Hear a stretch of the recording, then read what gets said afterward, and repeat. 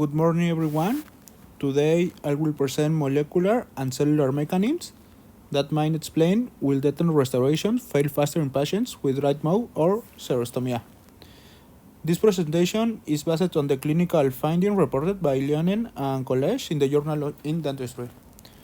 We explore the possibly genomic, proteomic, and cellular explanation for those clinical outcomes. Clinical evidence summary. This study analyzed more than 3,000 restorations from 71 patients with xerostomia and control subjects. The results were striking. Patients with right mouth had over twice the risk of restoration failure and had superior 2.08.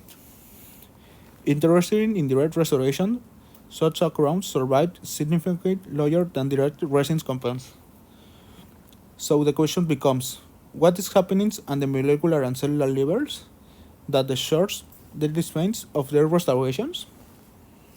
Dry mouth patients showed significantly reduced restoration longevity. Role of saliva in restoration survival. Saliva is not just water. It's a complex biological fluid that processes dead restorative materials. In buffer acids provides essential calcium and phosphate ions for regeneration, and force a protein pelling that reduces friction at bacterial adhesion. It also carries antimicrobial nutrients such as lysozymes, lactoferrin, and secretory EIG. When saliva is reduced or advances, that protein systems collapse, leading to higher acidity, more bacterial activity, and faster degradation of the tooth restoration interface.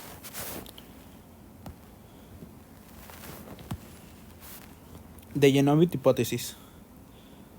At the genomic level, salivary gland cells in xerostomia patients may express fewer genes responsible for accreditation, like STAATH,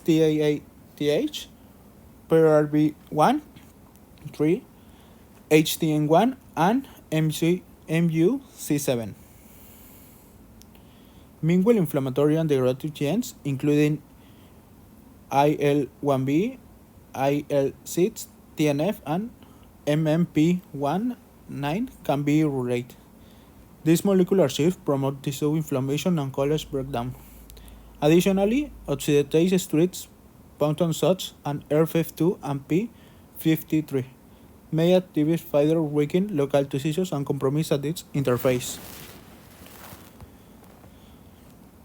The proteomic hypothesis.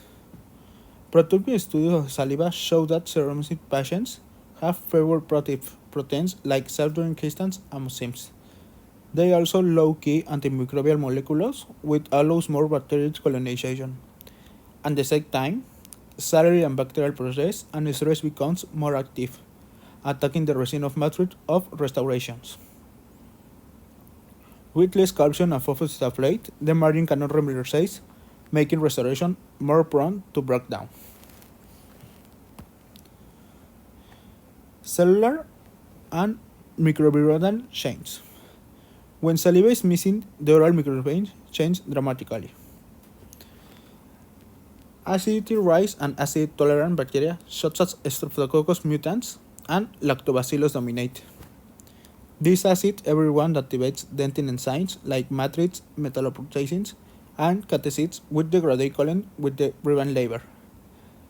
Less lubrication also means more friction marginal cracks and leads all of which shorten to restoration lifespan.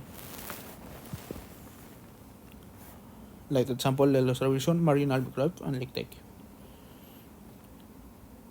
Microbiome host interactions. Beyond host enzymes, the oral microbiome itself contributes to restoration degradation. Bacterial steroids and cellular states hydrolytes the metacryl bonds in a dental resins. Simulates activate MMPs, degrade the phosphate colon fibers in dentin. Combined with acid production from biofilm metabolins. This leads to marginal caries and adhesive failure. The main reasons to restoration must be replaced. The clinical implications. Clinically, this mechanism suggests that interior restoration, such as crowns and onlays, are more suitable for certain patients. For the restoration, glass, ionomer cements, or low permeability resins can perform better. Employing chloricina at 2% to inhibit MMPs may slow hybrid liver degradation. Finally, managing xerostomia itself with saliva-associated remyelination paste or systemic cheolase is essential to improve to restorative outcomes. To validate this hypothesis, several experimental approaches called the via plate transcriptomic studies of salivary grains to confirm gene expression chains, proteomic profiling of saliva to detect loss of proteomic proteins and Ras2 protease, metagenomic analysis of biofilms to identify stresses and acidogenic genes, in vitro testing of resin degradation under xerostomia saliva, and bone stress assays with MMP inhibition. Together, these co-link molecular data with clinical behavior. Conclusions. In conclusion, xerostomia induces a case of genomic and proteomic and cellular chains that create a story frame for restorations.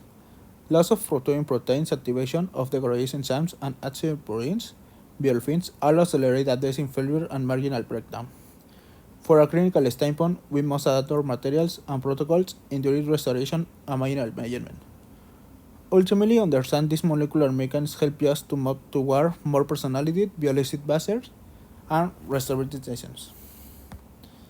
That's it for the presentation. Thank you for your attention.